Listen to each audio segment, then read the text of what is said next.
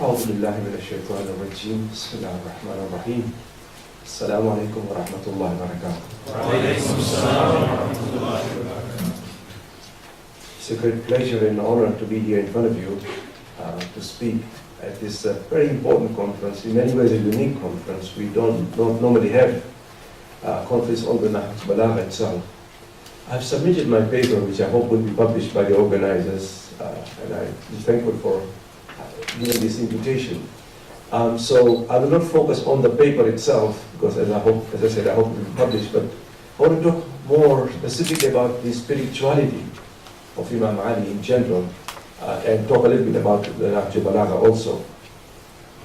In Islam, we encounter God by emulating people who are close to God. Godly persons, we call them. We are in search for the awliyaullah, because in many ways God speaks through them. It's interesting to know that when Abu Bakr would meet Imam Ali, he would weep very often, saying, "Through you I remember the Prophet himself." I do not know about here, but in America we have to be politically correct in whatever we say. When in the olden days when somebody was fat, we'd call them fat. Here in America, at least, you have to call them horizontally challenged. Somebody is short, we say he is vertically challenged. My friends, we are spiritually challenged in our lives today. We are spiritually challenged. We tend to think of ourselves as human beings who sometimes have a spiritual experience. We hear a good lecture, we hear the Quran recited, we feel spiritually rejuvenated. But in reality, we're not human beings having a spiritual experience. We are spiritual beings. We are spiritual beings having a human experience. Because it is from the spiritual world we came, and to the spiritual world we shall return. In between these two spiritual worlds, we are having very temporary, transient human experience. Hence the concept of the return is very important. As we are aware, the Quran talks about the spiritual soul, the soul returning back. Return to your Lord. You being pleased with your Lord and your Lord being pleased with you. Islam asks us to re-evaluate our moral and our spiritual lives. Why? Because our spiritual lives are important to our inner well-being.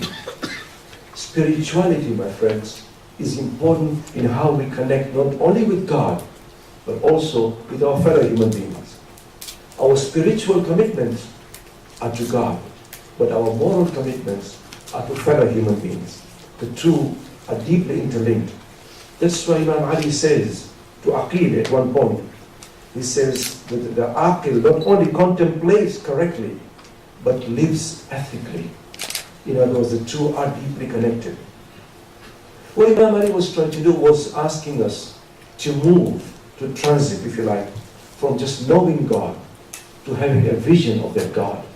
You'll recall in the Nahjul Balagha at one point, he stopped in the middle of the khutbah, he was delivering in Kufa, and was asked, "Ara'ayta rabbak?" Have you seen your Lord? You keep telling us about your Lord, have you seen him? And you remember the response that he gave, "Ma kuntu a'budu rabban lam ara." Ali would never worship a Lord whom he has not seen. But again, he talks of the vision of God through the heart, not through the eyes. And he also continues another point. At another point, he says, لَوْ كُشِفَ الْغِطَاء مَا أَزْدَادُ يَقِينًا. That even if the veils between me and my Lord would have been removed, my certitude would not increase at all. In other words, Ali was so certain of God that even if he could physically see God, his certainty would not increase because he had reached that level, the pinnacle of certitude. Our conscience then needs to be nurtured, because it is through the nurturing of the conscience that we can become spiritually developed. The more we grow morally, the more our relationship with God and fellow human beings increases. It is one thing that Imam Ali taught us continuously, which is that of transparency. Transparency meaning the state whereby what is inside a human being is exactly what is outside him or her. The more developed and clear our conscience, the more sincere we become in our relationship. That's a key point that Imam Ali epitomized, was sincerity, ikhlas. Because he believed what he said, and he said what he believed. More importantly, the more sincere we become, the more we are free from falsehood.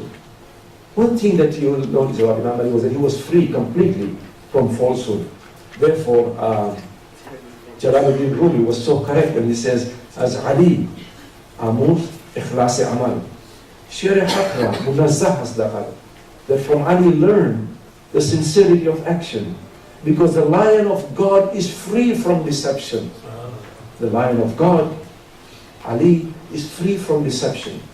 It is one of the key elements of Ali's spirituality was his sincerity, was his freedom from deception. That's why, by the way, he met so many enemies. Because when you speak the truth and you stand for the truth, then you're bound to anger quite a few people. For Ali, the conscience is like a mirror. The cleaner the mirror, the more light it reflects. The cleaner the conscious, the more sincere a human being, the more light of God he or she can. To be sure, Imam Ali has always been a key personality in Islamic spirituality, not only in the Shia sense, but even if you look at the Sunni tariqas, the Sufi tariqas I should say, majority of them it will go through, if not end, Imam Ali. Imam Ali also epitomized what true Tawheed means. For us, Tawheed means there is only one God, but for him there was more than that.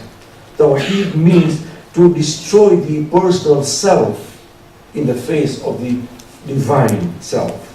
In other words, to see our own self in the presence of the divine. To see our own selves in the presence of the divine. As I said earlier, he did say, Imam Ali said, "Ma kuntu a'budu rabban lam ara." I will never worship a Lord whom I don't see. Imam Ali did not just worship God, he adored him, he loved God. Because it is from Imam Ali that we can comprehend the quest to experience God in the present world, and also to feel his majestic presence, to remove the veils that separate the human from the divine. It's a very beautiful section in Dua al-Sha'baniyah. I hope that we recite the Dua al-Sha'baniyah. And I just want to quote a small section to show. Sallu ala Muhammad wa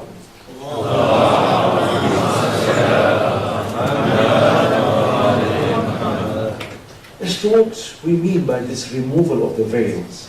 What do we mean by the spirituality of Amir al-Mu'mineen? In this dua, at one point, Imam Ali says, "O my Lord, grant me total separation from anything but you. Grant me total separation from anything but you, and lighten up my heart with your light, so that the inner eye can tear apart all curtains of light, so that the inner eye can tear apart all curtains of light, and I can have vision of your majesty. I can have vision of your majesty." A key element right there, which appears in Nahjul Balagha again and again, if you read through it, is taqwa. Indeed, apart from the Quran, perhaps there's no other document which emphasizes taqwa as much as the Nahjul Balagha does, continuously. Many a time I think that we have made God, na'udhu, this despotic dictatorial God, we call it the fear of God and so on. There is an element of fear in taqwa, but it's more than that. Taqwa is a sense of God awareness, God consciousness, and awareness of God's presence in our life. So much so that what is inside us is exactly what is outside us. Taqwa acts as a kind of inner police. I was going to say policeman, but then the women will object, so we'll stick to police. It acts as a inner police, so that before we commit any acts of sin, the taqwa stops us from sinning. And as I said, taqwa is a very positive faculty in a human being, emphasized over and over again in the Quran and in the Nahjul Balagha. At one point in the Quran, you'll recall the very famous verse in the Quran, "Ittaqullaha wa yu'allimukum Allah." That have the taqwa in God, and God will teach you. It's the Quran which is saying this. How can God teach me? Do I have to go to a university or a house? You don't have to go anywhere for God to teach you. If you have the taqwa, God will come to you. He speaks to us through our conscience, through our taqwa. That's why Imam Ali emphasizes the clarity of the conscience all the time. And for Imam Ali is seen in the Nahjul Balagha Taqwa is a positive spiritual faculty. It's not just any faculty, it's a spiritual faculty which appears as a result of continued exercise and practice. It is this faculty, the faculty of taqwa, that strengthens and vitalizes the soul, giving the soul a kind of immunity from unethical behavior. When a person's behavior is unethical, then there is no taqwa. The message of taqwa, the Nahjul Balagha, is also very clear. That taqwa grants a human being spiritual freedom. Sallu ala Muhammad wa alayhi.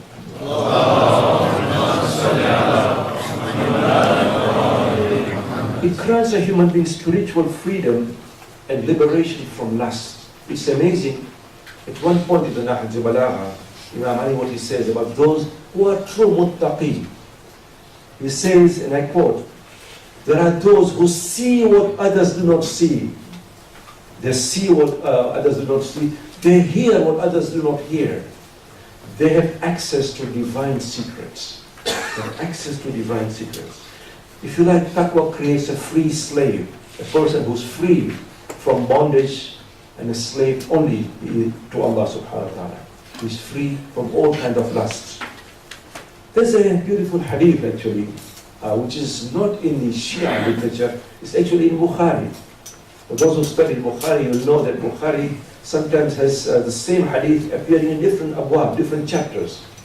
And sometimes the same hadith appears at different points.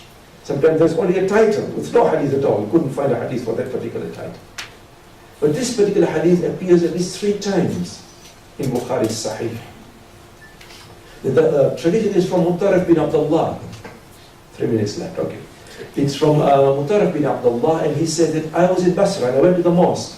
Then Ali ibn Abi Talib was leading the prayer. So only 2 people praying, and then Imran bin Hussein joined him. And Mutarrif says that as we were about to go to Ruku, Imam Ali raised up his hands in takbir. As he got it from Ruku, he raised up his hands in takbir. And he inspired us in prayers. And Mutarrif says that after Ali ibn Abi Talib finished the prayer, the other person who was praying with me came and shook my hands. And pointing to Ali ibn Abi Talib, he said, لَقَدْ صَلَّى صَلَاةَ مُحَمَّدٍ وَلَقَدْ ذَكَّرَنِي صَلَاةَ مُحَمَّدٍ. That he prayed the prayers of Muhammad. He reminded me of how Muhammad used to pray himself. That tells us that people had forgotten how the Prophet used to pray. It required someone like Imam Ali to remind them of how the Prophet himself used to pray. For Imam Ali then, as I wind up, that doing beautiful deeds to others is a reflection of the divine beauty that lies within us. When we do beautiful deeds to others, it reflects the divine beauty within us. The overflowing love to others is based on the overflowing love for Allah subhanahu wa ta'ala. As Imam Ali continues in the Nahjul Balagha, that when human beings are spiritually close to the divine, when they're close to the divine, they experience the world in a totally different way. They don't see the world the way that you and me do. Why? Because extraordinary powers are given to extraordinary human beings.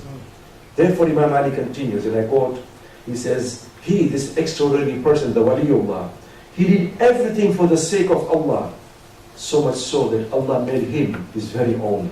Allah made him his very own. And I conclude by Imam Ali's words to Kumayl bin Ziyad about the Awliyaullah. He says, Imam Ali says, springs of knowledge and wisdom spring from their heart, because their bodies are with the people, but the souls are at a different plane. Assalamu alaikum wa rahmatullah.